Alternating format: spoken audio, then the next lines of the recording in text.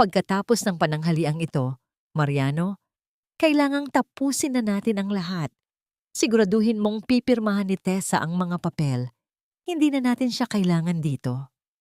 Ang boses ni Doña Felicidad ay kasing lamig ng hanging humahagupit sa bintana ng kusina tuwing madaling araw.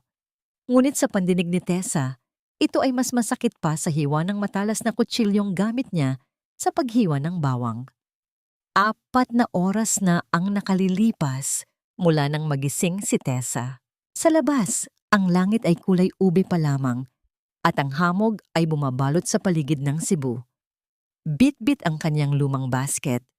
Naglakad siya sa maputik na palengke upang hanapin ang pinakasariwang tripe at chorizo para sa paboritong kalos ng kanyang biyenan.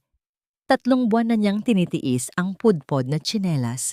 Dinidikit ang swelas ng glue para lamang makatipid dahil ang bawat sentimong hawak niya ay nakalaan para sa pamilyang itinuring niyang kanya.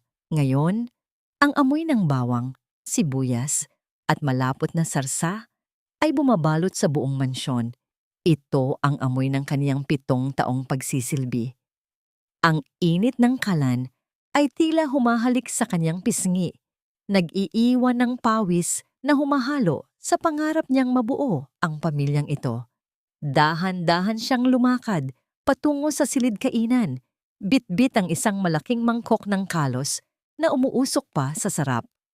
Gusto niyang sorpresahin ang biyenan sa kaarawan nito, ngunit sa bahagyang nakabukas na pintuan ng sala, ang narinig niya ay hindi pa pasasalamat, kundi isang hatol ng kamatayan para sa kanyang puso. "Ma, give me time."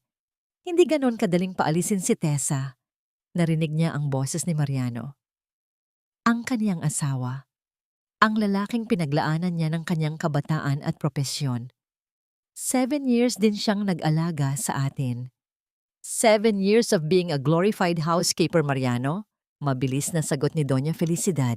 Narinig ni Tessa ang kalansing ng mamahaling kristal na baso.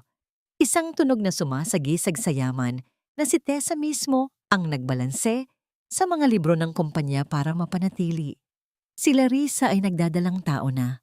Isang lalaki, Mariano. Isang tunay na tagapagmana ng pamilya Zobel. Hindi natin hahayaang lumaki ang batang yon na ang ama ay nakatali pa rin sa isang babaeng hindi man lang magawang magdalang tao. Ang hawak ni Tessa sa mangkok ay humigpit hanggang sa mamuti ang kaniyang mga kuko. Ang init ng porselana ay nagsisimulang sumunog sa kanyang palad, ngunit wala siyang maramdaman kundi ang tila pagilo ng kanyang dugo. Vara, Larissa, ang pangalan ng babaeng kinakausap ni Mariano sa telepono gabi-gabi para sa business deals.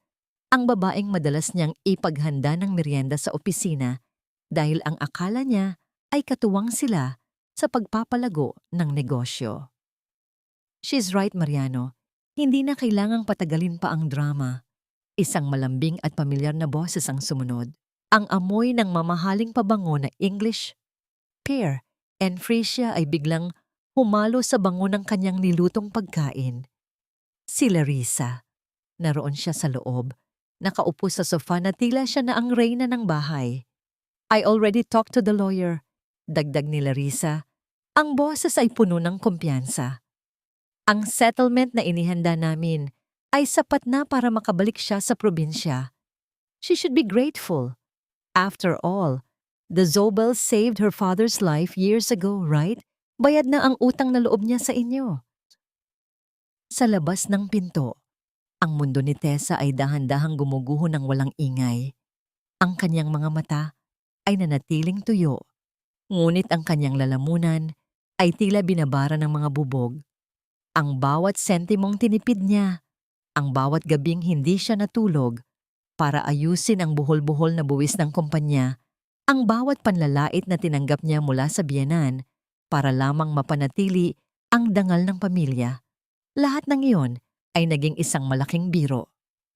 Napatingin siya sa kaniyang mga kamay, magaspang, may mga lamat dahil sa matatapang na sabong panlinis.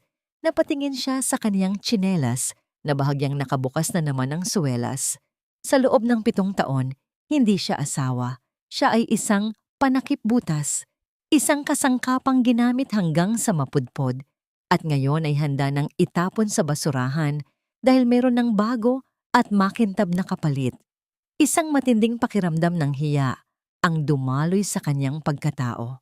Hindi hiya para sa sarili, kundi hiya dahil sa kanyang sariling katangahan. Ang pag-ibig na itinuring niyang kuta ay isa palang bilangguan na siya mismo ang nagtayo. Dahan-dahan, sa gitna ng panginginig ng kanyang mga bisig, ang hawak niyang mangkok ay dahan-dahang dumulas. Ang nilutong kalos na pinagpuyatan niya ay bumagsak sa malamig na sahig. Ang sarsa ay tumalsik sa kaniyang damit. Ang mainit na sabaw ay humalik sa kaniyang paa, ngunit hindi siya gumalaw.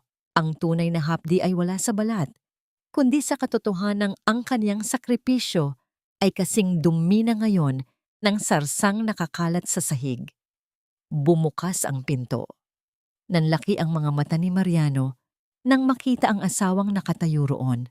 Madungis, tila isang pulubi sa gitna ng kaniyang sariling tahanan. Sa likod ni Mariano, si Doña Felicidad ay tumayo ng matuwid, walang bakas ng pagsisisi sa kaniyang mukha. Sa halip, ang kaniyang mga mata ay puno ng pandidiri habang nakatingin sa kalat sa sahig. "Look at what you've done, Tessa," malamig na sabi ng biyenan.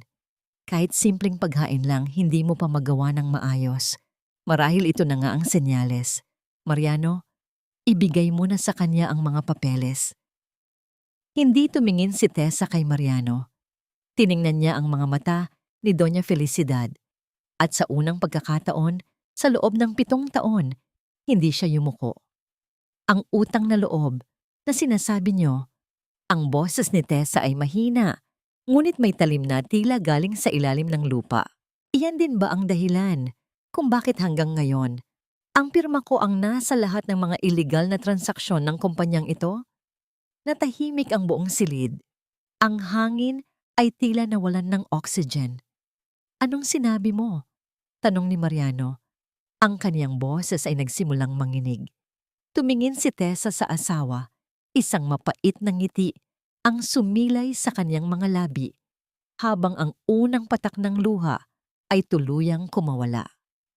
"Kukuha lang ako ng bagong tsinelas, Mariano.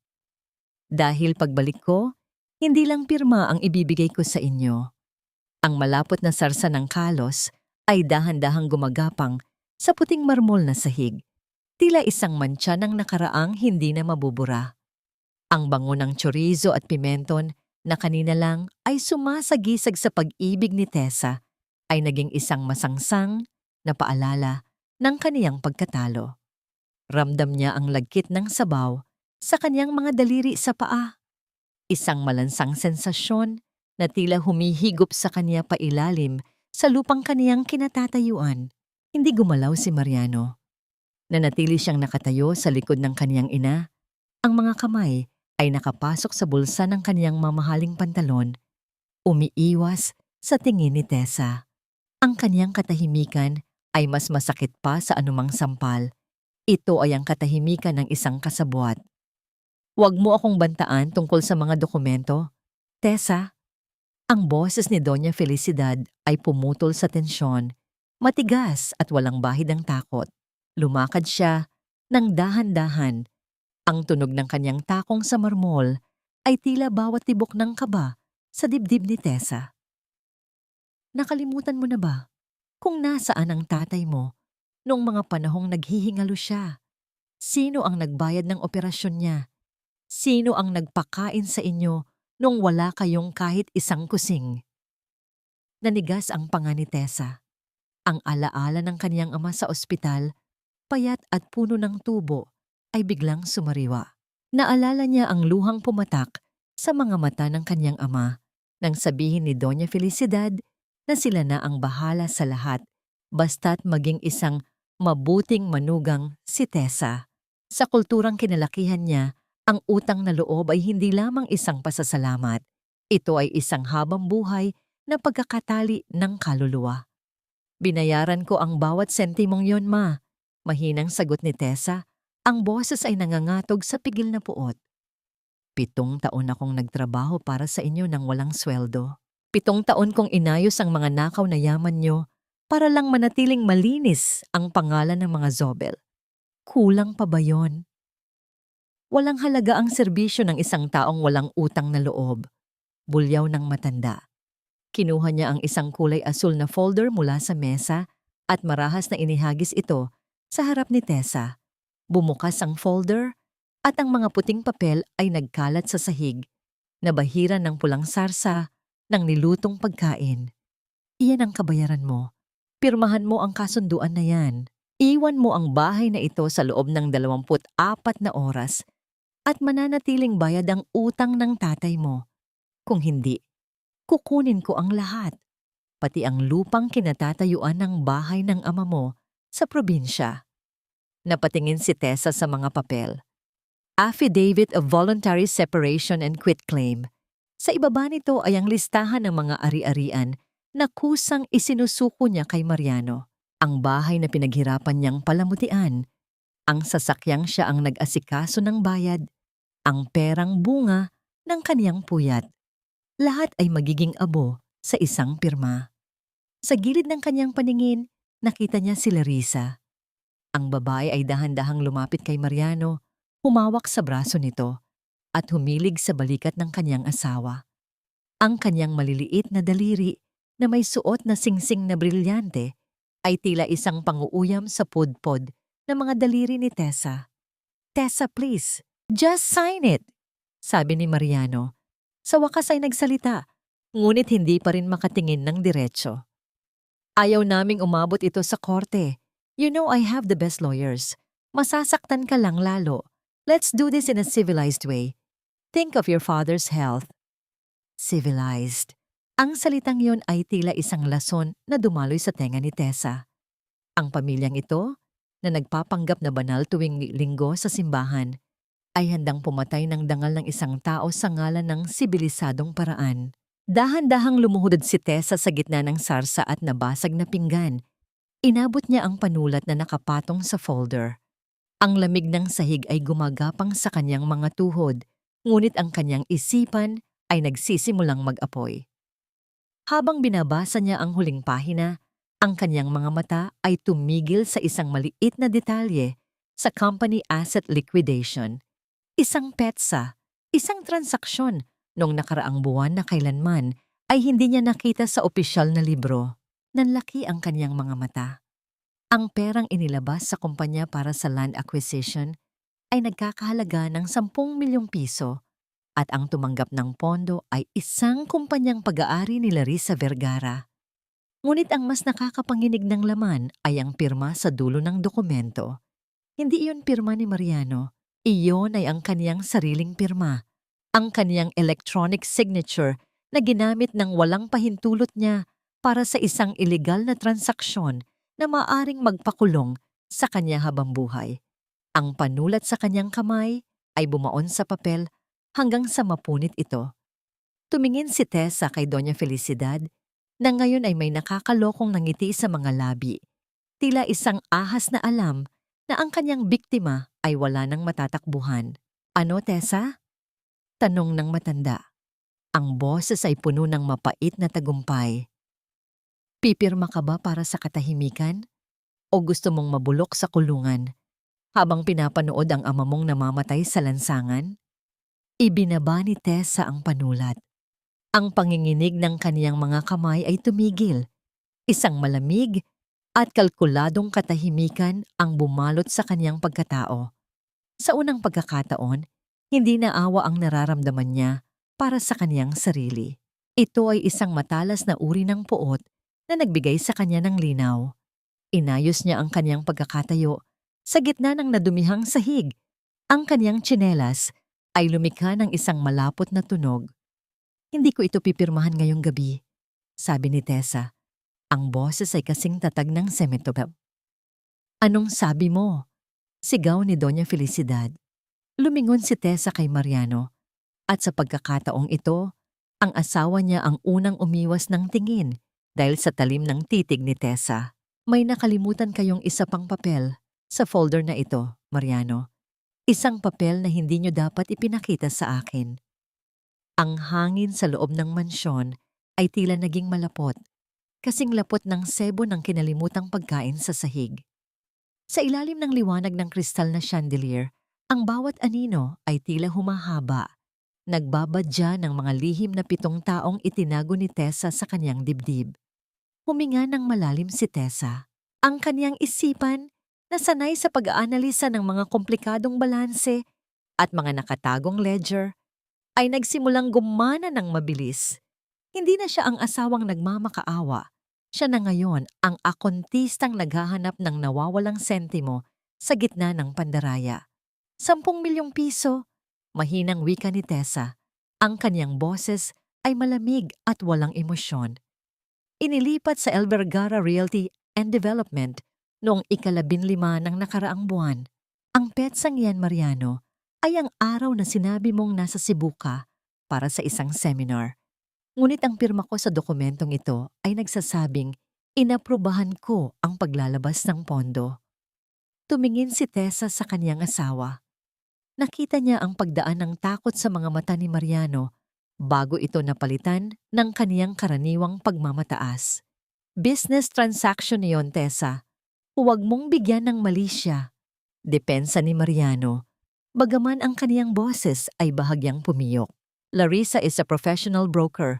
Malaki ang maitutulong ng lupang yon sa expansion ng Zobel Materials. Isang expansion na ang pondo ay galing sa utang na pinirmahan ko? Tanong ni Tessa. Ginamit niyo ang pangalan ko para kumuha ng loan sa bangko? Tapos ang pera ay dumiretso sa kumpanya ng kabit mo? Plano niyo ba talagang iwan sa akin ang lahat ng utang habang kayo ay nagsasaya sa perang ninakaw niyo sa sarili niyong kumpanya? Isang malakas na tunog ng palad na tumama sa lamesa ang bumasag sa usapan.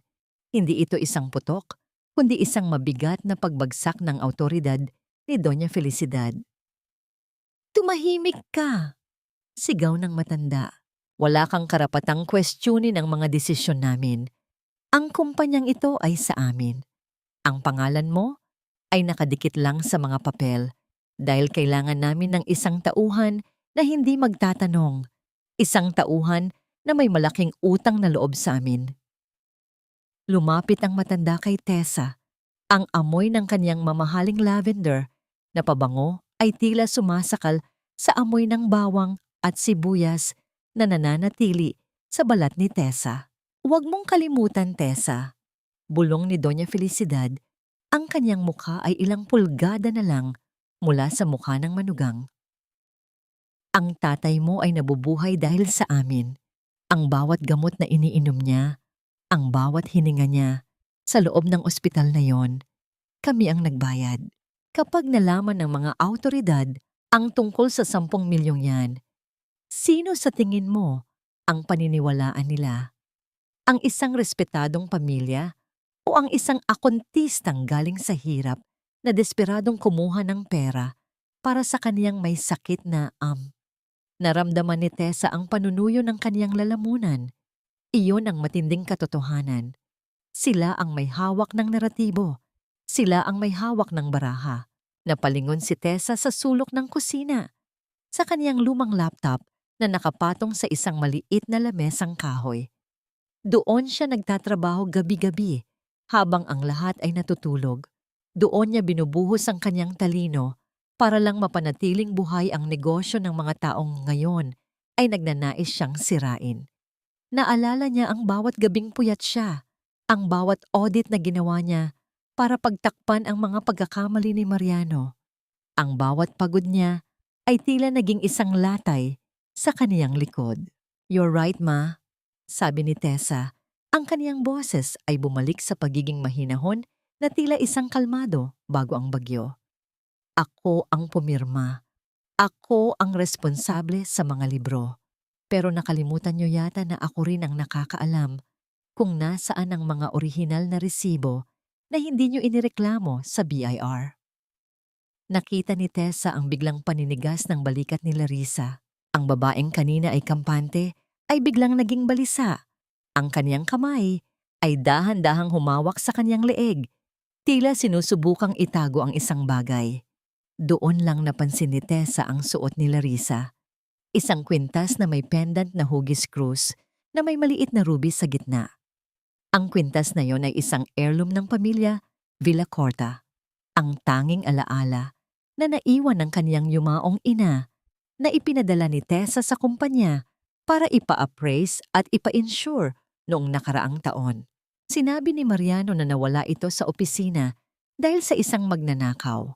Ang galit na kanina pa, sinusubukang itago ni Tessa ay tila isang bulkang sumabog sa kanyang dibdib. Hindi lang ang kanyang kinabukasan ang ninakaw nila, pati ang kanyang nakaraan at ang dangal ng kanyang ina ay nilapastangan nila. Tessa, stop this nonsense. Sabi ni Mariano, sinusubukang lumapit para hawakan ang braso ni Tessa. Masyado ka lang emosyonal. Let's talk about this tomorrow. Iniwas ni Tessa ang kanyang braso nang may halong pandidiri. Tumingin siya ng diretso kay Larissa na ngayon ay nagtatago na sa likod ni Mariano. Iyan bang kwintas na yan ang kabayaran sa 10 milyon, Larissa? Tanong ni Tessa. Ang kanyang daliri ay nakaturo sa leeg ng babae. O iyan ang premyo mo sa pagtulog sa kama ng asawa ko habang ako ay nagluluto ng pagkain para sa pamilyang ito? Mabilis na tinakpan ni Larissa ang kwintas, ngunit huli na. Ang mantsa ng katotohanan ay nakalantad na. Ibinigay ito sa akin ni Mariano as a gift. Maanghang na sagot ni Larissa. Property na ito ng kumpanya dahil hindi mo naman nabayaran ang storage fees, right? Binili ito ni Mariano para sa akin. Isang mapait na tawa ang kumawala sa mga labi ni Tessa. Isang tawa na puno ng sakit, ngunit may kasamang panunumpa. Sige, itago niyo ang lahat, sabi ni Tessa habang dahan-dahang umaatras patungo sa pinto. Ang bahay, ang kumpanya, ang pera, at pati ang kwintas na yan. Pero tandaan niyo ito, ang bawat numerong isinulat ko sa mga librong yan ay may katapat na katotohanan. At ang katotohanan iyon ang kukuha sa lahat ng mayroon kayo. Wala kang mapupuntahan, sigaw ni Doña Felicidad habang papalayo si Tessa. Wala kang kahit ano. Mayroon ako, ma, sagot ni Tessa nang hindi lumingon. Mayroon akong memorya na hindi kayang burahin ng kahit anong pirma. Lumabas si Tessa sa ulan, bit-bit ang kanyang luma at basang bag, habang ang tunog ng kidlat ay tila isang hudyat ng pagsisimula ng isang digmaang hindi nila inaasahan mula sa isang mapagtiis na asawa. Ang ulan ay tila libu-libong karayom na tumutusok sa balat ni Tessa habang nakatayo siya sa labas ng malaking pintuang bubog ng mansyon. Mula sa madilim at basang beranda, tanaw niya ang loob ng silid-kainan, isang mundong puno ng init, halakhak, at mapanlinlang na liwanag. Doon, ang mga kristal na baso ay nagkakalantog sa bawat pagbati. Isang tunog na tila musika sa pandinig ng mga taong walang alam, sa dugong dumanak, sa likod ng kanilang yaman. Si Doña Felicidad ay nakatayo sa dulo ng mahabang mesa, ang kanyang itim na gown ay kumikinang sa ilalim ng chandelier. Hawak niya ang isang baso ng mamahaling champagne, ang kanyang mukha ay nagliliwanag sa tagumpay. Mga kaibigan, mga katuwang sa negosyo, ang boses ng matanda ay umalingaw-ngaw. Sapat na malakas para marinig ni Tessa sa kabila ng ingay ng ulan. Ngayong gabi, hindi lang ang aking kaarawan ang ating ipinagdiriwang. Ipinapakilala ko rin sa inyo ang bagong liwanag ng aming tahanan at ang magiging katuwang ni Mariano sa pagpapatakbo ng Zobel Materials, si Larissa Vergara. Isang masigabong palakpakan ang sumunod. Nakita ni Tessa kung paano dahan-dahang tumayo si Larissa. Suot ang isang pulang damit na kasing tindi ng kulay ng dugong nananalaytay sa puso ni Tessa. Ang kwintas na krus na may ruby, ang huling alaala ng ina ni Tessa, ay kumikinang sa leeg ni Larissa, tila isang tropeyo ng kanyang pagnanakaw. Larissa is not just a partner in business, dagdag ni Doña Felicidad. Ang kanyang mga mata ay tila naghahanap kay Tessa sa dilim ng labas. She is carrying the next generation of the Zobel bloodline. Isang biyaya na matagal naming ipinagdasal na sa wakas ay ibinigay sa amin ng langit sa pamamagitan ng isang babaeng may tunay na dangal at kakayahan. Bawat salita ay tila isang latay sa likod ni Tessa. Biyaya, dangal, kakayahan. Ang mga salitang ito ay kailanman ay hindi ibinigay sa kanya sa loob ng 7 taon. Siya ang gumagawa ng lahat ng mahihirap na trabaho, siya ang nagbabalanse ng mga utang, siya ang nag-aalaga sa lahat, ngunit sa paningin ng mga taong ito, siya ay isang anino lamang na dumaan. Naramdaman ni Tessa ang panginginig ng kaniyang mga tuhod. Ang lamig ng basang damit ay dahan-dahang sumisipsip sa kaniyang huling lakas. Ngunit ang mas masakit ay nang makita niya si Mariano. Ang kanyang asawa ay tumayo at humalik sa noo ni Larissa sa harap ng lahat. Walang bakas ng pag-aalinlangan, walang bakas ng pag-aalala para sa asawang kakapalayas pa lamang niya sa gitna ng bagyo. Sa sandaling iyon, isang panauhin, isang mayamang ginang na madalas ipagluto ni Tessa ng leche flan tuwing may handaan, ang lumingon patungo sa pintuan ng kusina. Nakita nito si Tessa na basang-basa at nanginginig. "O Inday!" Tawag ng ginang. Ang kaniyang boses ay puno ng utos. "Mabuti at narito ka. Maari mo ba kaming gawan ng mainit na kape? At pakidala na rin ang mga platito para sa dessert.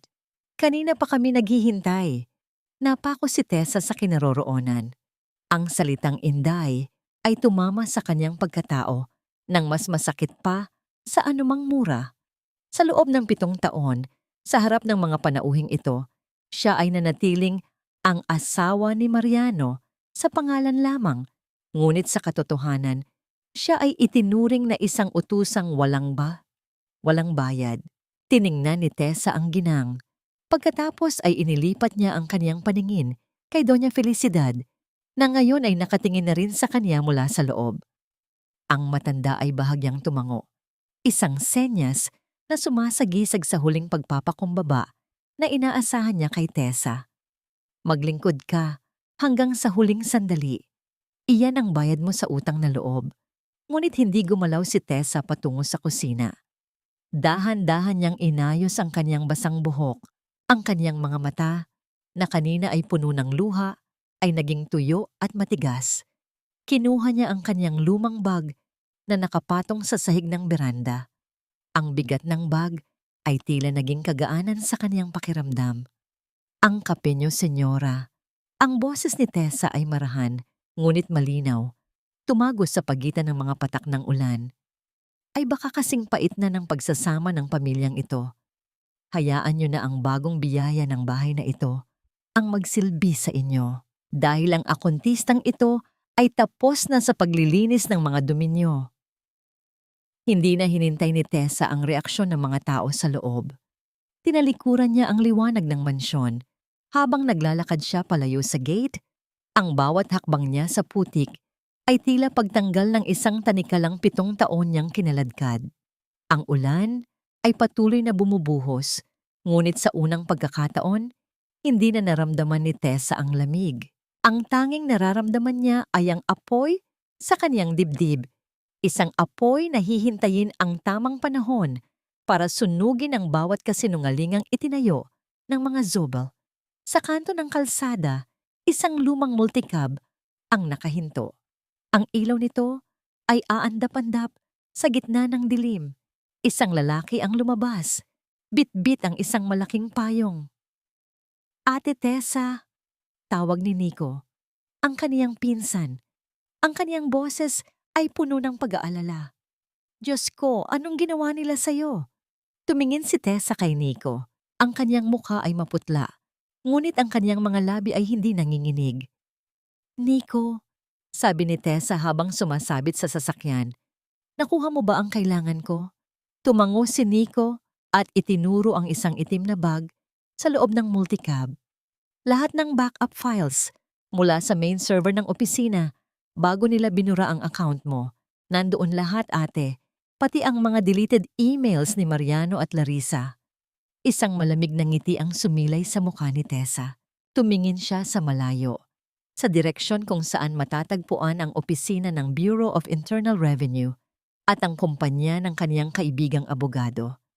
"Iuwi mo muna ako sa atin, Nico," sabi ni Tessa habang isinasara ang pinto ng sasakyan. "Kailangan kong magpatuyo. Marami pa tayong susuriing mga numero." Ang amoy ng nagbabagang tingga at sunog na circuit board sa maliit na talyer ni Nico ay sumalubong kay Tessa. Isang amoy na malayo sa mabangong insenso at mamahaling pabango ng mansyon ng mga Zobel, ngunit sa ilalim ng tumutulong bubog na yero, kung saan ang bawat patak ng ulan ay lumilikha ng isang malungkot na ritmo sa mga balde.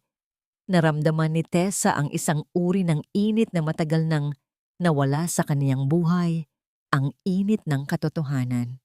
"Ate, uminom ka muna nito. Baka ka mamatay sa ginaw," sabi ni Nico habang iniaabot ang isang basong plastik na may lamang mainit na kape. Nanginginig ang mga kamay ni Tessa habang tinatanggap ang baso. Ang init ng kape ay nanunuot sa kanyang mga palad, ngunit ang kanyang katawan ay tila hindi na kayang bawiin ang lamig na nagmula sa kailaliman ng kanyang puso. Napatingin siya sa kanyang mga paa, maputla, kulubot dahil sa pagkababad sa ulan, at may mga sugat dahil sa pagpilit na isuot ang pudpod na tsinelas. Sa sulok ng maliit na silid, nakita niya ang kanyang ama, si Mang Teodoro, na mahimbing na natutulog sa isang lumang papag. Ang tunog ng kanyang mabigat na paghinga ay tila isang maranghampas ng alon sa dalampasigan. Ang mukha ng kanyang ama ay puno ng mga kulubot ng paghihirap.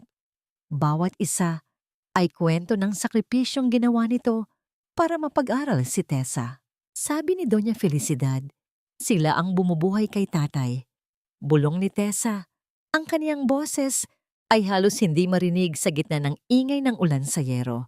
Sabi nila, utang ko sa kanila ang bawat hininga ni tatay. Lumapit si Nico at naupo sa isang lumang silya. Inayos niya ang kanyang salamin at tiningnan ang kanyang pinsan ng may halong pait. "Ate, nakita ko ang mga records sa server bago nila ako tuluyang mablock." Simula ni Nico. Ang kaniyang boses ay mababa. Tila natatakot na magising ang matanda. "Iyong mga hospital bills ni Tito Teodoro 7 years ago, hindi galing sa bulsa ng mga Zobel ang perang ipinambayad." Napatigil si Tessa sa pag-inom. Ang kaniyang puso ay tila lumaktaw ng isang tibok. "Anong ibig mong sabihin?" "May isang insurance claim na pumasok sa account ng kumpanya noon," paliwanag ni Nico habang binubuksan ang isang lumang monitor. Naaandap-andap ang liwanag. Ang claim ay galing sa aksidente sa construction site kung saan nagtatrabaho si Tito noon bilang foreman. Ang insurance policy ay nakapangalan kay Tito.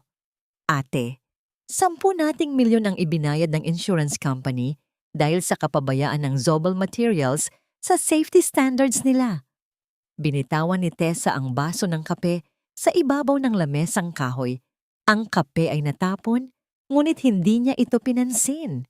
Ang kanyang paningin ay nakatitig sa mga numerong lumalabas sa screen. Mga numerong 7 taon niyang hindi nakita dahil itinago ang mga ito sa isang shadow account na tanging si Doña Felicidad at Mariano lang ang may alam. Ibig sabihin, ang boses ni Tessa ay pumiyok. "Ang perang ginamit pampaopera kay tatay, pera niya yon?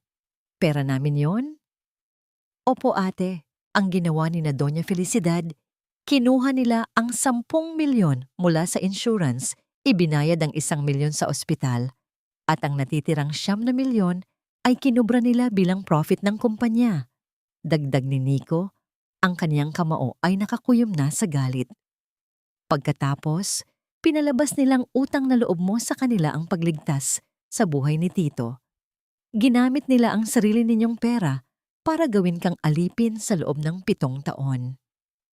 Isang matinding katahimikan ang bumalot sa talyer. Ang tanging naririnig ay ang mabilis na paghinga ni Tessa. Ang bawat pangungutya ni Doña Felicidad, ang bawat gabing nagmakaawa siya kay Mariano para sa gamot ng kaniyang ama, ang bawat pagyuko niya sa harap ng mga panauhin. Lahat ng yon ay batay sa isang malaking kasinungalingan. Hindi lang siya ninakawan ng pera. Ninakawan siya ng 7 taon ng kanyang buhay. Ninakawan siya ng pagkakataong maging isang malayang babae. Pinaniniwala siya na siya ay isang pulubi sa gitna ng sarili niyang kayamanan. Dahan-dahang tumayo si Tessa. Ang panginginig ng kanyang katawan ay nawala. Napalitan ng isang uri ng lakas na kasing tigas ng bakal na hinuhulma sa apoy. Lumapit siya sa kanyang ama at hinaplos ang kanyang puting buhok. "Tatay," bulong niya, habang ang unang patak ng luha ng paglaya ay gumulong sa kanyang pisngi. "Hindi tayo nabaon sa utang, sila ang nabaon sa kasalanan sa atin." Humarap si Tessa kay Nico. Ang kanyang mga mata ay naglalayab na ngayon, hindi ng galit na nawawala, kundi ng isang planong dahan-dahang nabubuo. "Nico, i-print mo lahat ng yan. Ang insurance claim, ang bank transfers, at ang mga binura nilang audit trail." Utos ni Tessa. Ang kanyang boses ay wala ng bakas ng pag-aalinlangan. "At kailangan nating hanapin ang taong nag-asikaso ng insurance na ito 7 years ago. Sigurado akong hindi lang pera ang kinuha nila sa pamilya natin." "Anong gagawin natin, ate?" tanong ni Nico. Kinuha ni Tessa ang kanyang basang bag at kinuha ang kanyang lumang cellphone. May isang pangalan sa kanyang contacts na matagal na niyang hindi tinatawagan. Ang kanyang kaibigan sa universidad na ngayon ay isa ng matagumpay na abogado sa Cebu. Gigisingin natin ang mga Zobel sa katotohanang ang akuntistang itinapon nila ay ang tanging taong nakakaalam kung paano babagsak ang kanilang kaharian. Sagot ni Tessa. Ngunit bago pa man makasagot si Nico, isang malakas na katok ang narinig sa pintuang gawa sa tagpi-tagping kahoy. Sa labas, ang asul at pulang ilaw ng isang sasakyan ng pulis ay aandap-andap sa gitna ng baha. "Teresa Villacorta!" Sigaw ng isang boses mula sa labas. "Lumabas ka riyan. May warrant of arrest kami laban sa'yo para sa kasong qualified theft at estafa." Nanlaki ang mga mata ni Nico. Tumingin siya sa bintana at nakita ang 2 pulis na kasama ang driver ni Mariano. "Ate, naunahan nila tayo," bulong ni Nico. "Plano nilang ipakulong ka bago mo pa mailabas ang totoo." Tumingin si Tessa sa mga papeles na hawak ni Nico. Pagkatapos ay sa kanyang amang mahimbing pa ring natutulog. Isang mapait na ngiti ang sumilay sa kanyang mga labi. Ang laro ay nagsisimula na at ang mga Zobel ay nagkamali nang akala na susuko siya ng walang laban. Ang mabibigat na kalabog sa pintuang gawa sa tagpi-tagping kahoy ay tila bawat pintig ng kaba sa dibdib ni Tessa. Ang bawat hampas ng palad ng mga awtoridad sa labas ay nagpapayanig sa buong talyer, nagpapalaglag sa mga alikabok mula sa kisameng yero na humahalo sa lamig ng gabi. Ang asul at pulang ilaw ng patrol car ay paikot-ikot na humahaplos sa mga luma at sirang telebisyon sa paligid na tila mga matang mapanuri sa gitna ng kadiliman. "Teresa Villacorta, buksan mo ang pinto. Huwag mo nang pahirapan ang sarili mo." Ang boses ng pulis ay kasing talim ng kidlat na gumuguhit sa langit. Napatingin si Tessa kay Nico. Ang kanyang pinsan ay namumutla. Ang mga kamay ay nanginginig, habang hawak ang flash drive na naglalaman ng kanilang huling pag-asa. Sa kabilang dulo ng silid, ang kanyang amang si Teodoro ay nagising na rin. Ang mga mata ay puno ng kalituhan at takot habang pilit na bumabangon sa papag. "Anong nangyayari, Tessa? Bakit may mga pulis?" Ang paos na boses ng kanyang ama ay tila isang kutsilyong humiwa sa puso ni Tessa. "Nico, itago mo iyan. Umalis ka sa likod, sa dulo ng eskinita." Mabilis na utos ni Tessa. Ang kanyang boses ay mahina, ngunit puno ng awtoridad. "Huwag kang titigil hanggat hindi mo nararating ang opisina ni Attorney Belen. Sabihin mo, ang mga numerong ito ang magsasabi ng totoo." "Pero ate," Paano ka? Ipapahuli ka nila. Giit ni Nico. Ang kaniyang mga mata ay nagsisimula nang mangilid ang luha. Hayaan mo sila, sagot ni Tessa habang dahan-dahang lumalakad patungo sa pinto. Ang kailangan nila ay ang katawan ko para patahimikin ako. Pero ang hindi nila alam, ang boses ko ay wala na sa akin. Nariyan na sa hawak mo. Huminga ng malalim si Tessa bago binuksan ang trangka ng pinto. Ang malamig na hangin at tilamsik ng ulan ay agad na humalik sa kaniyang mukha.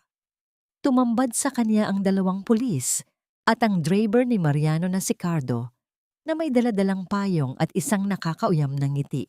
Masyado kang naging matigas, Ma'am Tessa, sabi ni Cardo. Ang kaniyang boses ay puno ng pambabastos. Sana ay tinanggap mo na lang ang alok ni Doña Felicidad. Ngayon, pati ang dangal mo ay mabubura na sa putikan. Naramdaman ni Tessa ang malamig na bakal ng posas na pumulupot sa kaniyang mga pulso. Ang tunog ng paglak ng bakal ay tila ang huling rehas ng bilangguang 7 taon niyang kinalagyan. Ngunit sa pagkakataong ito, ang bigat ng bakal ay hindi nagmula sa kaniyang puso, kundi sa kaniyang determinasyon. Habang inaalalayan siya ng mga pulis patungo sa sasakyan, nakita ni Tessa ang kaniyang mga kapitbahay na dahan-dahang nagbubukas ng kanilang mga bintana. Ang mga bulungan at parinig ay tila mga anino sa dilim. Akala ko ba mabait na asawa yan? Magnanakaw pala. Sayang ang ganda, mapupunta lang sa kulungan. Iyan ang napapala ng mga taong walang utang na loob sa mga Zobel. Ang matinding hiya ay tila isang mainit na likidong dumadaloy sa kanyang mukha. Ngunit pinilit niyang itaas ang kanyang noo. Tumingin siya sa driver ni Mariano, ang kaniyang mga mata ay hindi kumukurap sa gitna ng ulan. Sabihin mo kay Mariano, Cardo. Ang boses ni Tessa ay maran, ngunit tumagos sa ingay ng makina ng sasakyan. Ang bawat sentimong ninakaw niya sa tatay ko at ang bawat pirma kong ginamit niya sa pandaraya ay may katapat na bilang ng taon sa bilangguan. At sisiguraduhin kong hindi ako mag-isa sa loob. Nawala ang nangiti sa mukha ni Cardo. Isinara ng mga pulis ang pinto ng sasakyan at ang kadiliman sa loob ng patrol car ay bumalot kay Tessa. Sa labas, nakita niya ang kanyang ama na nakatayo sa pintuan ng talyer, umiiyak at tinatawag ang kanyang pangalan, habang si Nico ay mabilis na naglalaho sa dilim ng eskinita. Sa loob ng madilim na sasakyan, isinandal ni Tessa ang kanyang ulo sa malamig na salamin. Ang mga numerong kaniyang inaral sa loob ng 7 taon ay nagsisimulang sumigaw sa kaniyang isipan. Mga petsa ng ilegal na transaksyon, mga dummy account, at ang 10 milyong pisong insurance claim na ninakaw sa kaniyang ama. Ang bawat numerong yon ay tila mga sundalong dahan-dahang pumipila para sa kaniyang huling pag-atake. Maaari nilang makuha ang kaniyang kalayaan sa gabing ito, ngunit ang katotohanan ng kaniyang hawak ay isang apoy na hindi kayang patayin ng kahit anong ulan. Habang papalayo ang sasakyan sa kanilang komunidad, isang mensahe ang pumasok sa kaniyang isipan, isang alaala ng kaniyang ina. Ang katotohanan ay tila isang ilog, Tessa. Maaari itong harangan ng mga bato, ngunit lagi itong makakahanap ng paraan para dumaloy patungo sa dagat. Nang makarating sila sa presinto, ang amoy ng luma at basang papel, usok ng sigarilyo, at ang amoy ng matapang na disinfectant ay sumalubong sa kanya. Inupo siya sa isang silya sa harap ng isang desk kung saan nakapatong ang kanyang file. Qualified theft, ang sabi ng investigador habang tinitingnan ang kanyang mga papel. 10 milyong piso mula sa kumpanya ni Mr. Mariano Zobel. May pirma mo pa ang mga transfer slips. Tiningnan ni Tessa ang dokumentong ipinakita sa kanya. Ang kaniyang pirma ay nandoon. Malinis, perpekto, ngunit peke. Isang pekeng gawa ng isang taong kabisadong-kabisado ang kaniyang bawat galaw. Hindi iyan ang orihinal na dokumento, officer. Sabi ni Tessa, ang kaniyang boses ay walang bakas ng takot. Anong ibig mong sabihin? Tingnan niyo ang petsa. Pebrero 28. Walang 28 sa leap year na yan. Sagot ni Tessa, isang matalas na ngiti ang sumilay sa kanyang mga labi. Ang taong gumawa ng dokumentong yan ay masyadong nagmamadali. Para ipakulong ako, nakalimutan niyang hindi basta-basta nagkakamali sa kalendaryo ang isang akontista. Nanahimik ang pulis. Sa labas ng presinto, ang tunog ng isang humaharurot na sasakyan ay huminto. Ang pinto ng presinto ay bumukas ng may lakas at isang babaeng suot, ang isang mamahaling puting blazer at may bitbit na katad na bag ang pumasok. Attorney Belen Sarmiento, pakilala ng babae. Ang kanyang boses ay tila isang trumpeta ng pag-asa. Narito ako bilang abogado ni Miss Teresa Villacorta at may dala akong 10 dahilan kung bakit ang kasong ito ay isang malaking pambabastos sa batas. Ang loob ng presinto ay tila isang pugon ng naghahalong amoy ng lumang leather, tuyong tinta at ang matapang na usok ng sigarilyo mula sa labas. Sa ilalim ng aandap-andap na ilaw ng fluorescent, ang bawat anino ay tila sumasayaw sa dingding. Pinapanood ang bawat paghinga ni Tessa. Ang malamig na bakal ng posas ay patuloy na humahalik sa kanyang balat. Isang paalala na sa mata ng batas ng mga makapangyarihan, siya ay isang kriminal. Ngunit ang pagdating ni Attorney Belen Sarmiento ay tila isang malakas na ihip ng hangin na nagpatahimik sa ingay ng paligid. Ang tunog ng kanyang takong sa sementong sahig ay may ritmo ng katiyakan. Bawat hakbang ay tila isang deklarasyon ng digmaan laban sa kawalang katarungan.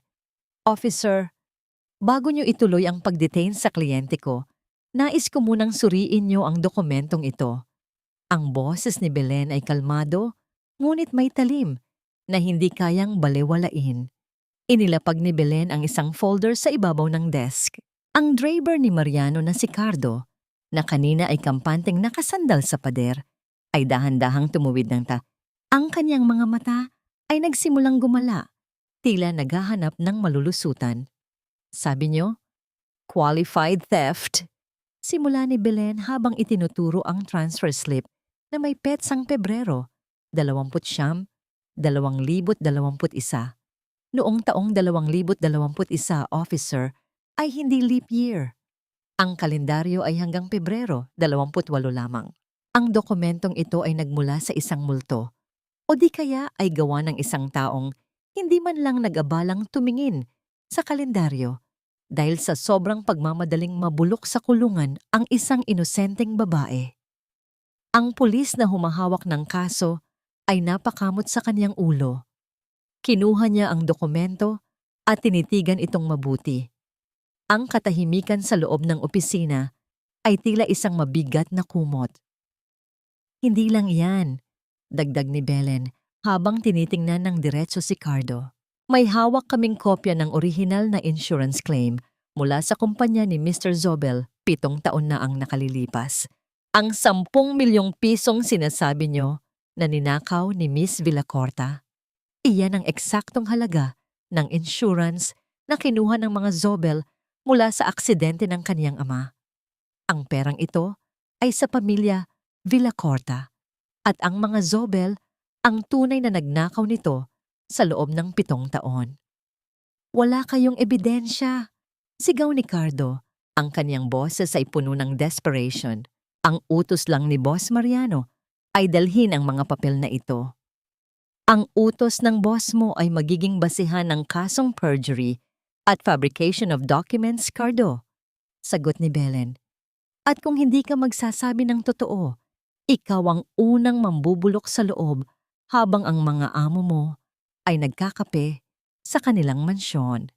Naramdaman ni Tessa ang dahan-dahang pagluwag ng tensyon sa kaniyang dibdib.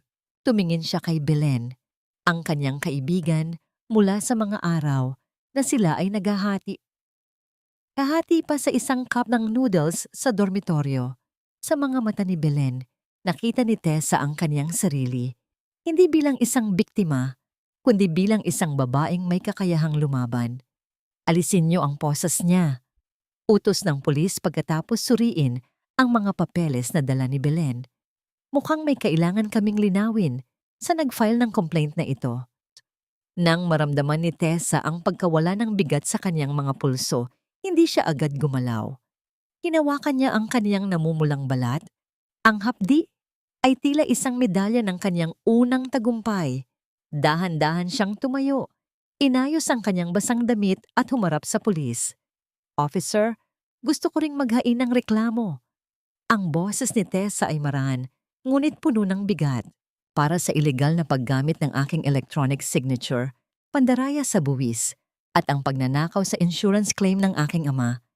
Narito ang lahat ng ebidensya mula sa aming server."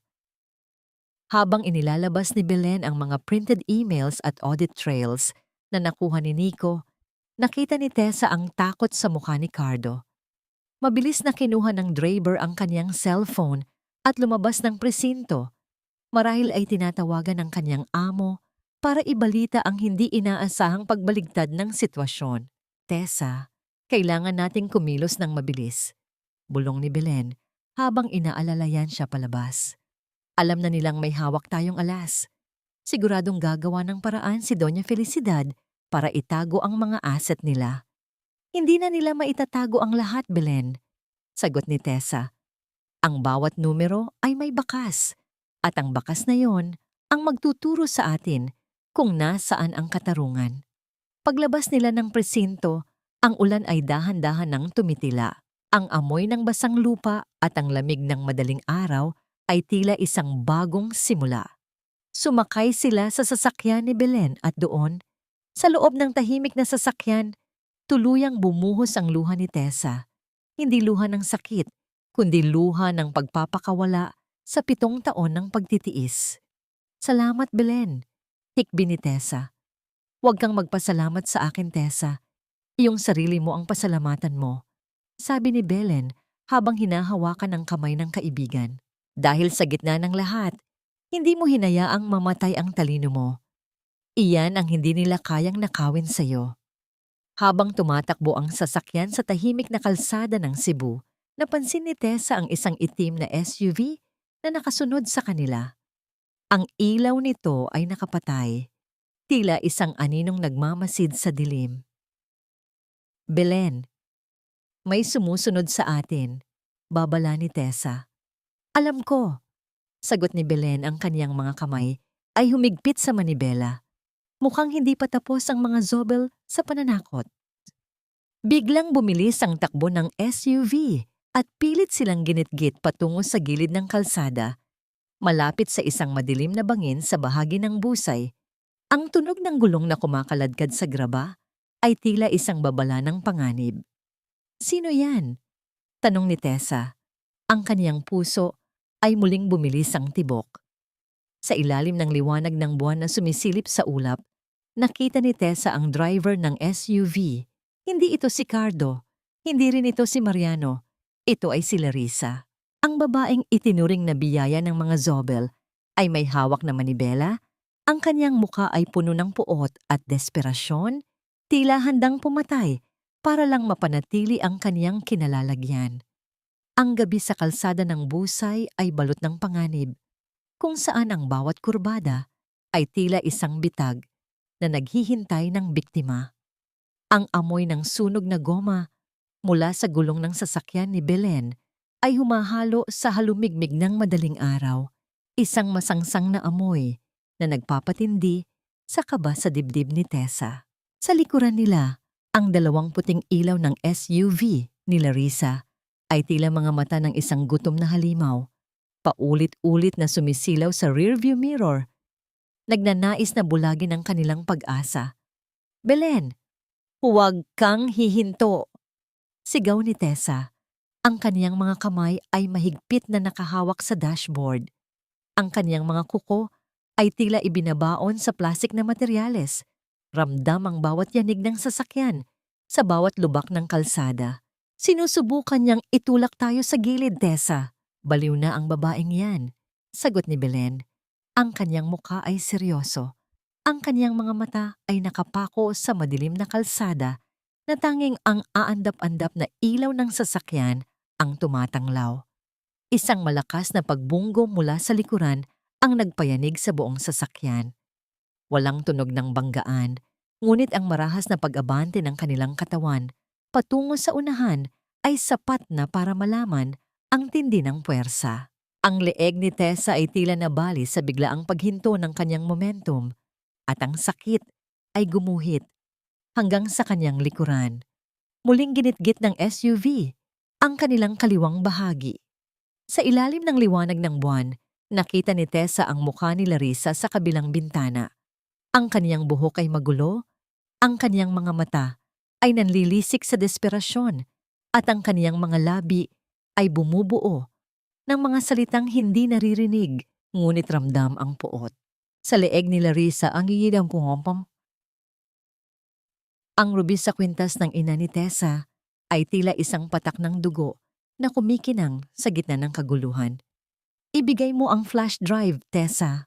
Ang sigaw ni Larissa ay tila narinig ni Tessa sa kaniyang isipan. Isang matalas na liko ang ginawa ni Belen. Pilit na iniiwasan ang dambuhalang sasakyan ni Larissa. Ang gilid ng bangin ay ilang dangkal na lamang mula sa kanilang mga gulong.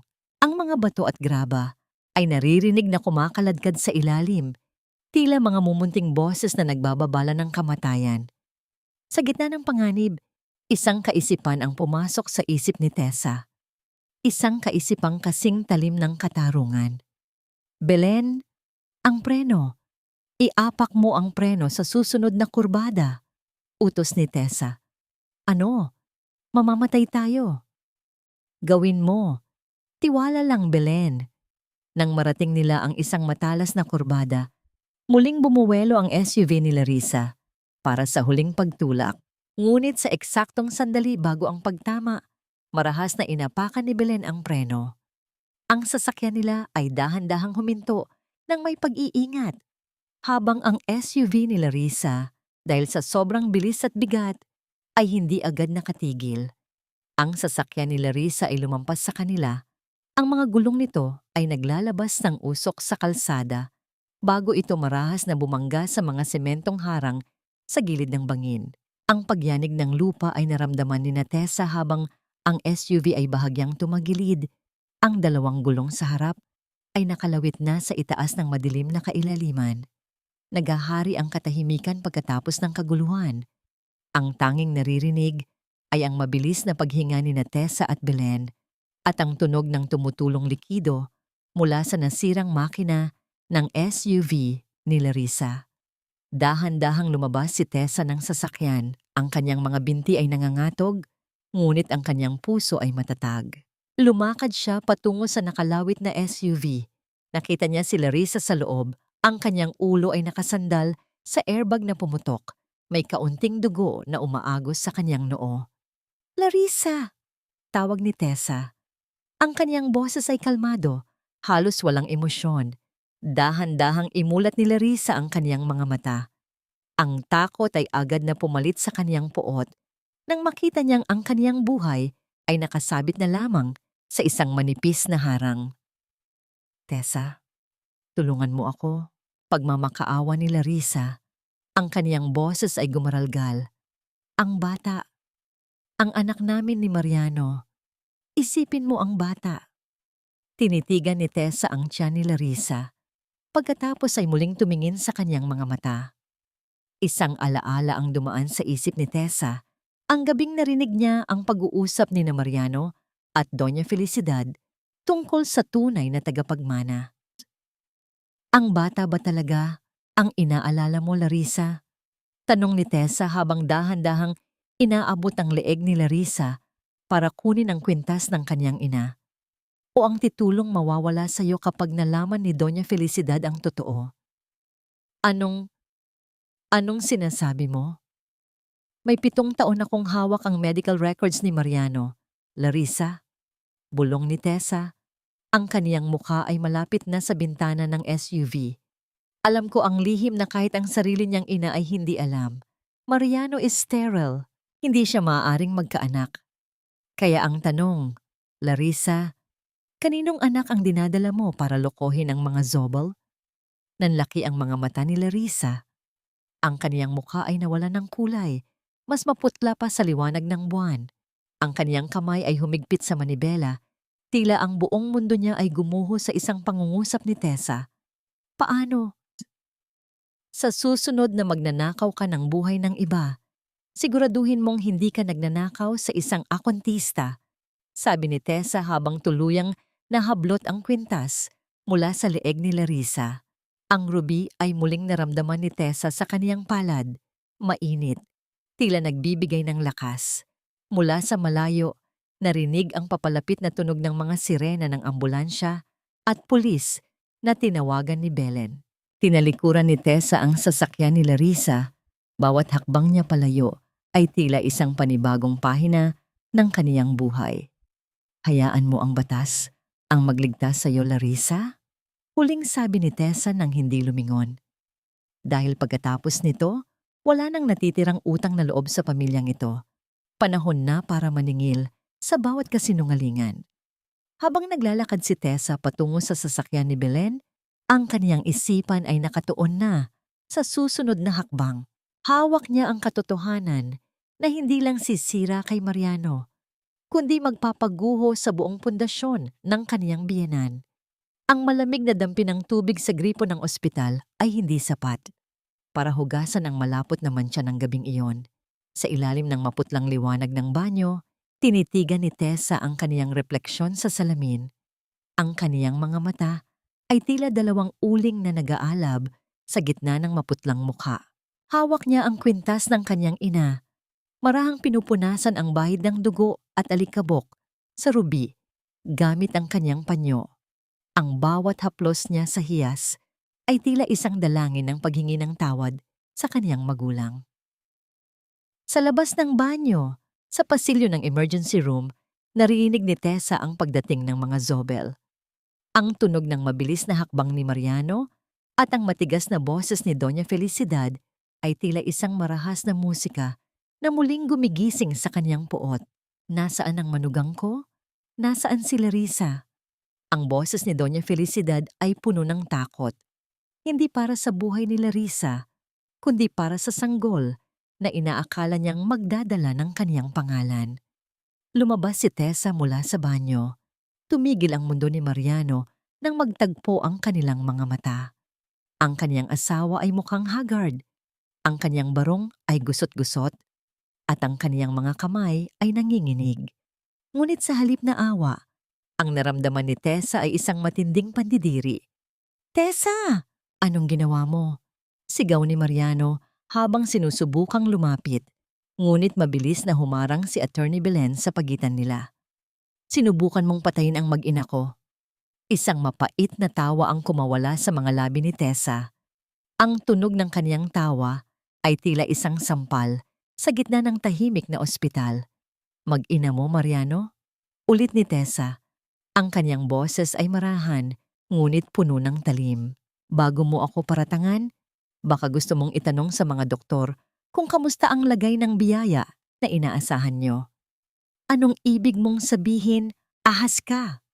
Bulyaw ni Doña Felicidad. Ang kaniyang daliri ay nakaturo sa mukha ni Tessa. "Ginamit mo ang talino mo para sirain kami. Ikaw ang dahilan kung bakit nag-crash ang sasakyan ni Larissa." "Ang katarungan ang nagmaneho ng sasakyang yon, ma," sagot ni Tessa. Tumingin siya ng diretso sa kanyang biyenan. "At baka gusto niyo ring malaman na ang apong hinihintay niyo ay kasing peke ng pagmamahal na ibinigay niyo sa akin sa loob ng 7 taon. Bago pa makasagot ang matanda, lumabas ang isang doktor mula sa ICU. Ang kanyang mukha ay seryoso. Bit-bit ang isang clipboard na tila naglalaman ng hatol para sa pamilyang Zobel. "Mr. Zobel?" Tawag ng doktor. "Ligtas ang pasyente, ngunit may kailangan kaming ipaliwanag tungkol sa kanyang kondisyon. Ayon sa ultrasound at tests, ang pasyente ay hindi nagdadalang tao. Ang nakitang buhay sa kanyang tiyan ay isang malaking myoma na nangangailangan ng operasyon." Ang katahimikan sa pasilyo ay naging kasing bigat ng semento. Ang mukha ni Doña Felicidad ay nawalan ng kulay. Ang kanyang mga labi ay nangangatog habang nakatingin kay Mariano. Si Mariano naman ay tila isang rebultong biglang naging abo. Ang kanyang mga balikat ay bumagsak sa bigat ng katotohanan. Hindi maaari iyon. Bulong ni Mariano. Sabi ni Larissa, nakita ko ang laboratory results. Fake, Mariano. Kasing fake ng mga audit reports na ipinapapirma niyo sa akin. Sabi ni Tessa habang lumalapit sa kanyang asawa. Ginamit ka lang niya, gaya ng paggamit niyo sa akin. Karma is a numbers game, Mariano. At sa pagkakataong ito, 0 ang nakuha niyo. Tinalikuran sila ni Tessa. Hindi na niya kailangang manatili pa roon para makita ang kanilang pagguho. Kasama si Belen, lumabas sila ng ospital patungo sa huling hantungan ng kaniyang misyon, ang lumang simbahan kung saan naghihintay si Padre Inigo. Ang loob ng simbahan ay balot ng amoy ng nasusunog na kandila at lumang kahoy. Ang katahimikan dito ay may dalang kapayapaan na matagal nang ipinagkait kay Tessa. Sa gitna ng altar, nakita niya ang matandang pari, si Padre Inigo, na tila may mabigat na pasaning dala sa kanyang mga balikat. Padre, tawag ni Tessa, lumingon ang pari. Ang kaniyang mga mata ay puno ng lungkot nang makita ang anak ni Teodoro. Teresa, anak. Boses ng pari ay gumaralgal. Alam ko kung bakit ka narito. 7 taon akong hindi nakatulog ng maayos dahil sa lihim na pilit nilang ipinatago sa akin gamit ang takot. Inilabas ni Padre Inigo ang isang lumang dokumento mula sa ilalim ng kanyang abito. Ang papel ay madilaw na, may mga mantsa ng panahon, ngunit ang selyo nito ay malinaw pa rin. Ito ang orihinal na titulo ng lupa ng tatay mo sa probinsya, paliwanag ni Padre Inigo. Hindi ito na isangla sa mga Zobel. Ang totoo, ang lupa ninyo ang ginamit nilang collateral para makuha ang unang malaking loan ng Zobel Materials. Ninakaw nila ang lupa ninyo bago ka pa man ikasal kay Mariano. Ang kasal ninyo. Iyon ang paraan nila para siguraduhin na hindi mo kailanman kukwestiyonin ang pag-aari ng lupa. Naramdaman ni Tessa ang paghinto ng kaniyang mundo. Ang bawat pirasong kaniyang natuklasan ay tila mga bubog na bumubuo sa isang larawan ng ganap na kataksilan. Ang pag-ibig ni Mariano ay hindi lamang isang pagkakamali. Ito ay isang kalkuladong krimen. Project Father of Tessa. Bulong ni Tessa, naalala ang file na nakita ni Nico. Iyon ang tawag nila sa pagnanakaw ng aming buhay. May isa pa, Tessa. Dagdag ni Padre Inigo, ang kaniyang kamay ay nanginginig habang itinuturo ang likod ng dokumento. May pirma rito ng isang saksi na hindi mo inaasahan. Isang taong nagturo sa kanila kung paano manipulahin ang mga dokumento ng tatay mo. Nang mabasa ni Tessa ang pangalan sa likod, ang kanyang puso ay tila tumigil sa pagtibok. Isang pangalan na naging bahagi ng kanyang pamilya bago pa man dumating ang mga Zobel. Hindi maari, sabi ni Tessa. Ang kanyang mga mata ay nanlaki sa gulat. Ang loob ng lumang simbahan ay balot ng amoy ng nasusunog na kandila at alikabok ng dantaon. Isang amoy na tila sumasakal sa huling alaala ni Tessa tungkol sa kanyang pamilya. Sa ilalim ng nanlalabong liwanag ng altar, ang pangalang nakasulat sa likod ng titulo ay tila mga anay na dahan-dahang kumakain sa kanyang huling pag-asa. Vicente Villacorta, ang kanyang sariling amain, ang kapatid ng kanyang ama na itinuring niyang pangalawang magulang matapos pumanaw ang kanyang ina. Ang lalaking laging naroon para magdala ng prutas sa kanyang tatay. Ang lalaking humawak sa kanyang kamay nung ikinasal siya kay Mariano. Si Tito Vicente. Bulong ni Tessa. Ang kanyang boses ay tila isang tuyong dahon na hinipan ng hangin. Siya ang saksi? Siya ang nagbenta sa amin? Pinalabas nilang kailangan ang pirma niya dahil sa health condition ng tatay mo. Paliwanag ni Padre Inigo, ang kanyang mga mata ay puno ng awa. Binayaran siya ng mga zobel ng malaking halaga para tumahimik at umalis ng bansa. Ang utang na loob na ipinapasa nila sa Tessa ay isang dugong mantsa na sila mismo ang gumawa.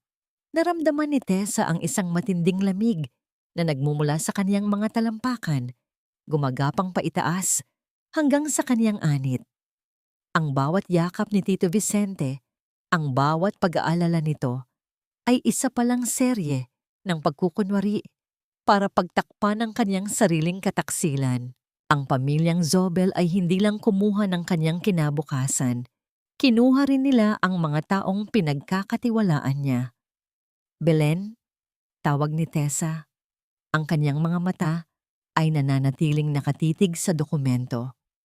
Ipadala mo na ang lahat sa BER, ang mga audit roll, ang mga deleted emails ni Mariano, at ang orihinal na dokumentong ito. Wala na tayong ititira. Sigurado ka na ba, Tessa? Tanong ni Belen. Kapag ginawa natin ito, walang matitira sa Zobel Materials. Pati ang bahay na tinitirhan nyo, hihilahin ng bangko. Hindi ko kailangan ng bahay na itinayo sa ibabaw ng luha ng tatay ko. Sagot ni Tessa, habang marang isinasuot ang kwintas ng kanyang ina. Ang ruby sa pendant ay tila naglalabas ng sariling init, nagbibigay ng lakas sa kanyang nanghihinang katawan. Gusto kong makita silang nakatayo sa gitna ng abo ng kanilang mga kasinungalingan. Kinabukasan, ang lungsod ng Cebu ay nagising sa isang balitang yumanig sa mundo ng negosyo. Ang Zobel Materials, ang higanting kumpanya ng konstruksyon, ay sinalakay ng mga awtoridad mula sa Bureau of Internal Revenue, BIR, at National Bureau of Investigation, NBI. Sa harap ng mansyon ng mga Zobel, ang amoy ng basang lupa matapos ang ulan ay nahaluan ng amoy ng takot. Nakatayo si Doña Felicidad sa beranda. Ang kanyang mamahaling sutla na pantulog ay tila naging isang basahan sa kanyang paningin habang pinapanood ang mga ahente na naglalabas ng mga kahon-kahong dokumento mula sa kanilang opisina. Anong karapatan nyo? Sigaw ng matanda. Ang kanyang boses ay nanginginig sa galit. Hindi nyo kilala kung sino ang kinakalaban nyo. Kilala namin kayo, Doña Felicidad, sabi ng isang ahente habang ipinapakita ang isang warrant. Kilala namin kayo bilang mga mandaraya sa buwis at magnanakaw ng insurance claims at may testigo kami na mas kilala ang bawat butas ng inyong mga transaksyon. Sa di kalayuan, isang itim na sasakyan ang dahan-dahang huminto.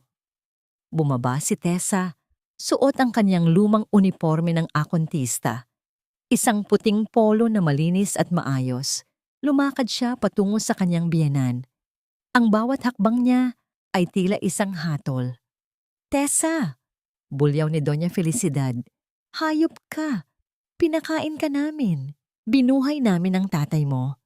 Binuhay niyo kami gamit ang sarili naming pera, ma. Sagot ni Tessa.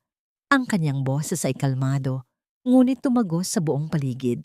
At ngayon, ang bawat sentimong ninakaw niyo ay babalik sa amin, kasama ang interes ng 7 taon kong pagdurusa. Sa loob ng bahay, narinig ang malakas na kalansing ng mga nabasag na kristal. Lumabas si Mariano. Ang kanyang mukha ay maputla at ang kanyang mga mata ay puno ng desperation. May hawak siyang mga papeles, ang mga land titles na balak niyang itago. Mariano, tumigil ka na! Sigaw ni Tessa. Hindi mo makukuha ito, Tessa. Akin ito. Pinaghirapan ko ito. Sigaw ni Mariano habang tumatakbo patungo sa kanyang sasakyan.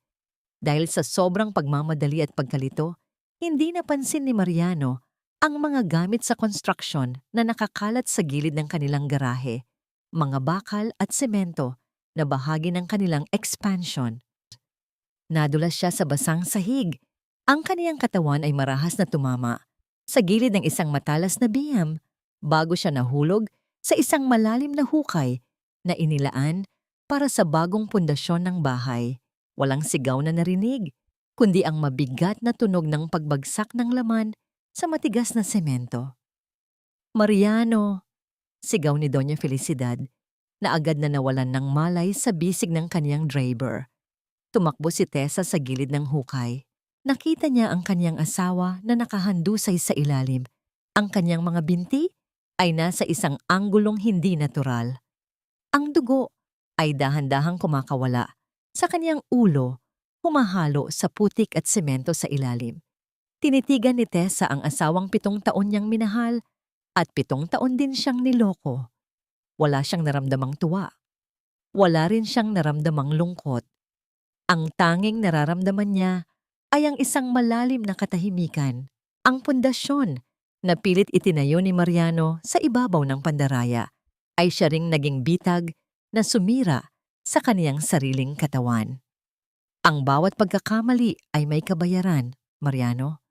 Bulong ni Tessa habang dahan-dahang dumarating ang mga ambulansya. At sa pagkakataong ito, hindi mo na magagawang manipulahin ang balanse. Habang inilalabas si Mariano mula sa hukay, nalaman ng mga doktor ang isang mapait na katotohanan. Ang pagbagsak ay tumama sa kaniyang spinal cord. Mabubuhay si Mariano, ngunit hinding-hindi na siya makakalakad muli. Siya ay mananatiling bilanggo sa kaniyang sariling katawan, gaya ng pagkakabilanggo ni Tessa sa loob ng 7 taon sa kaniyang mga kamay.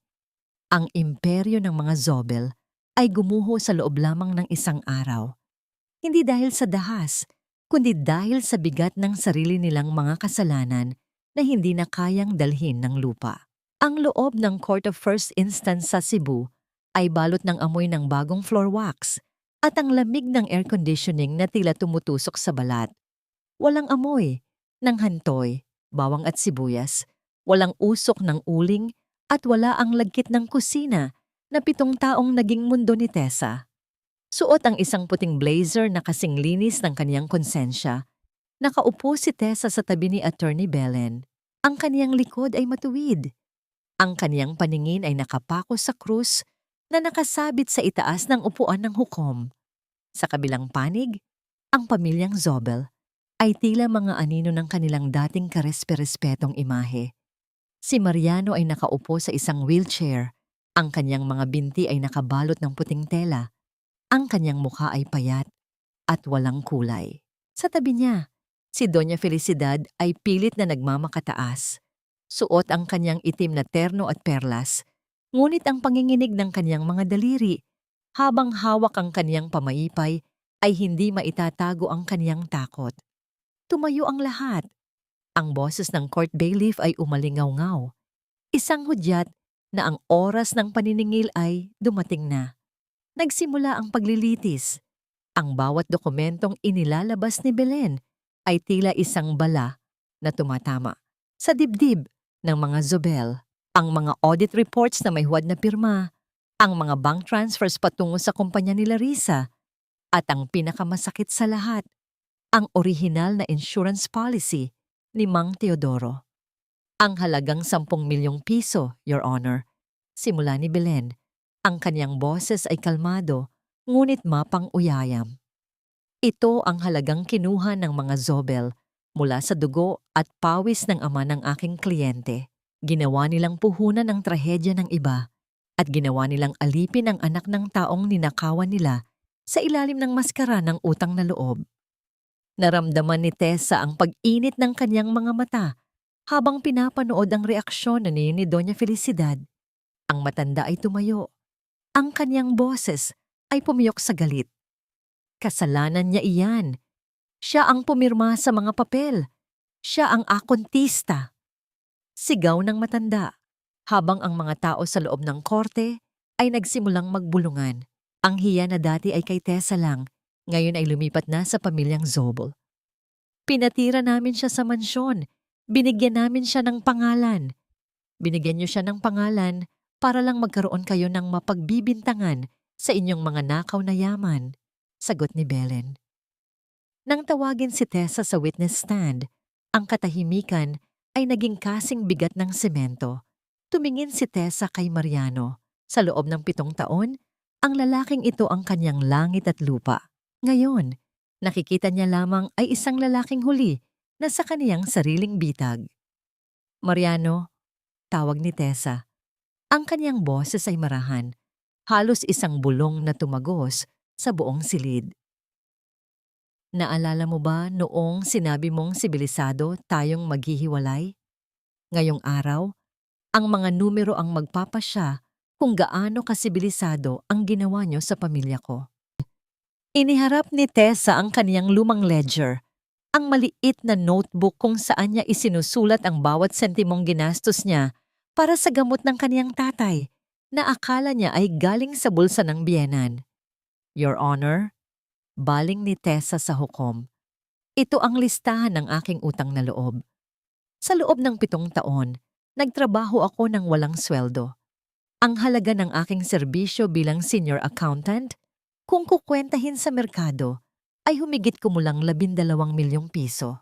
Ang utang na sinasabi nila, bayad na iyon. Ang totoo, sila ang may utang sa akin. Isang malakas na pagpalo ng gavel ang nagpatigil sa bulungan. Ang hatol ay malinaw. Dahil sa bigat ng ebidensya ng falsification of documents at qualified theft, iniutos ng hukom ang pag-freeze sa lahat ng ari-arian ng Zobel Materials. Ang mansyon na itinuturing ni Doña Felicidad na kaniyang kaharian ay kukunin ng bangko para pambayad sa mga utang at danyos kay Tessa at sa kaniyang ama. Paglabas ng korte, sinalubong sila ng maraming reporters. Ang amoy ng mga flash ng kamera at ang ingay ng mga tanong ay tila isang bagyo. Nakita ni Tessa si Doña Felicidad na pilit inaalalayan si Mariano patungo sa kanilang sasakyan, ngunit ang kanilang driver na si Cardo ay wala na roon. Iniwan na sila ng mga taong binabayaran nila para sa katapatan. Tessa!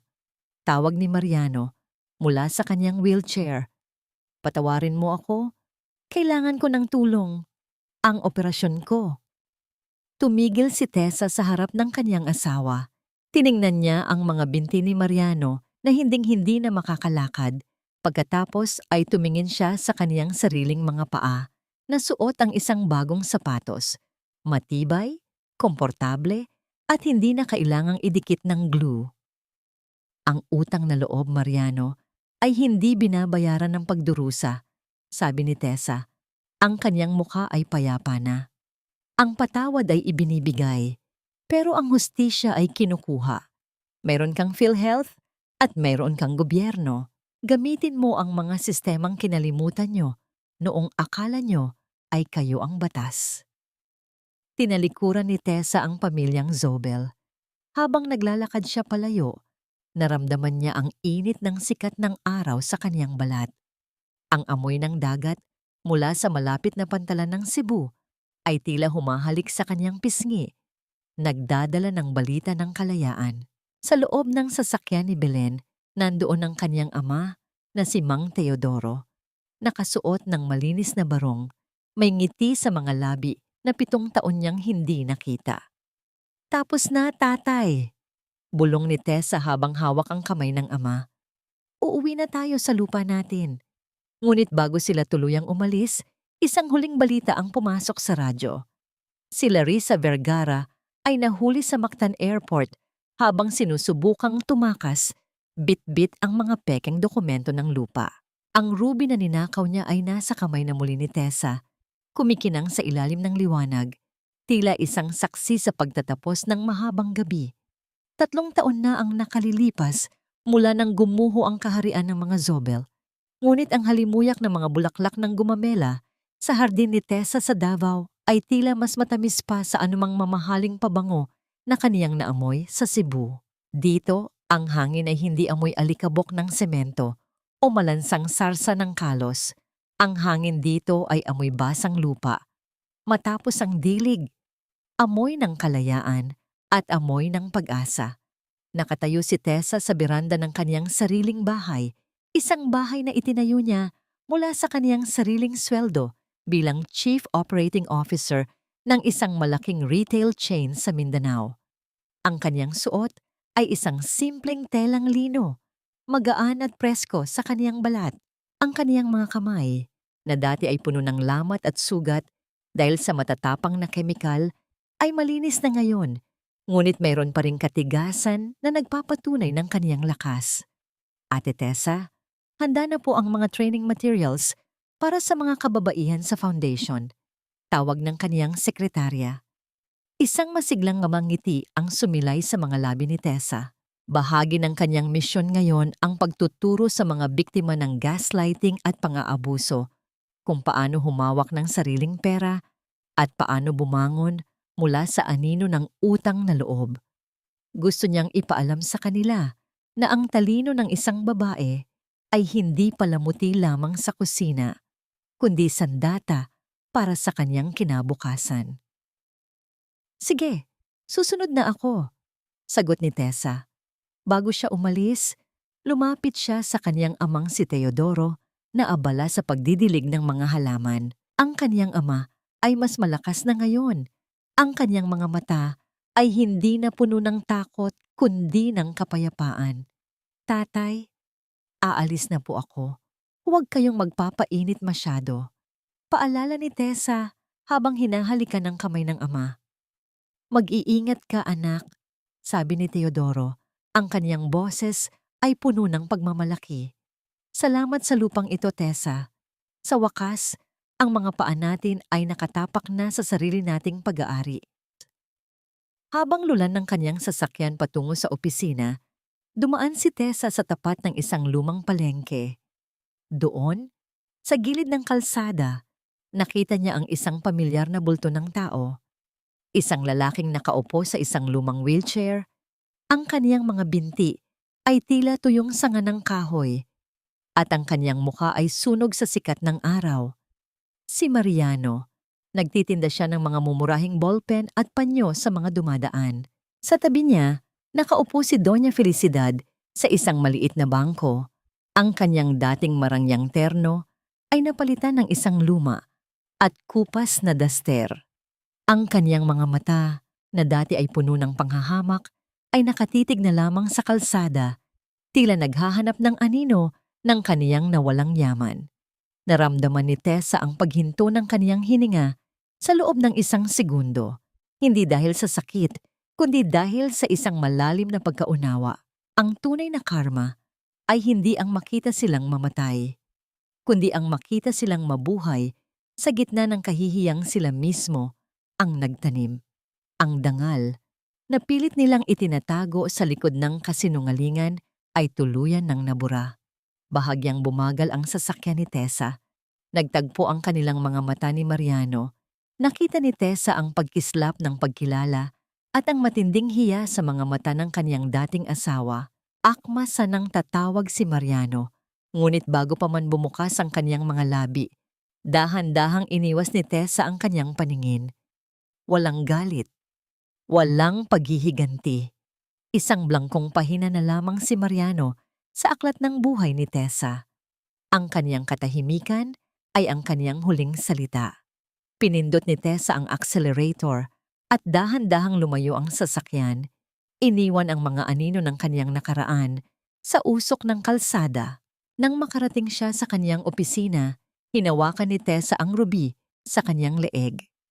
Ang bawat tibok ng kaniyang puso ay tila isang pasasalamat. Ang utang na loob ay hindi isang tanikala. Bulong ni Tessa sa kaniyang sarili habang nakatingin sa malawak na tanawin ng Davao mula sa kaniyang bintana. Ito ay isang pagpipilian at pinili kong bayaran ang utang ko sa sarili ko, ang utang na maging malaya, maging matapang at maging buo muli.